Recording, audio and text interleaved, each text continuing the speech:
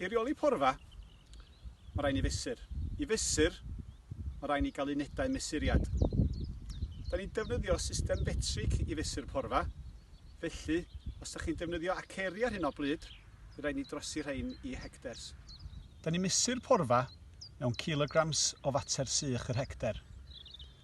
Mae mater sych porfa yn amrywio o rhwng 14 i 28 y cant, yn ddibynnol ar amser y flwyddyn ac ar reolaeth.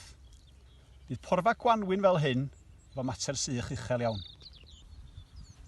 Mae trosi fater sych yn galluogi ni reoli y swm o fwyd yn ei roed i dda byw yn yr un ffordd a fysa ni'n neud os fysa ni'n rheoli kilograms o ddwysfwyd neu silwair.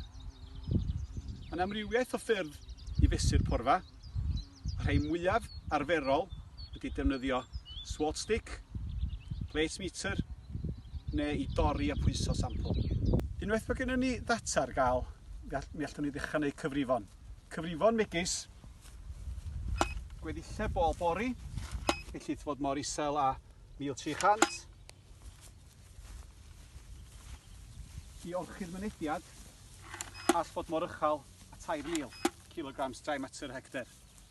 Mae'n bosib cyfrifo cyfradd tyfiant mewn kilograms o fater sych yr hectar y diwrnod, gallu'n amrywio o 0 i 10 yn y gaeaf i fyny 80 yn yr gwanwyn a ha.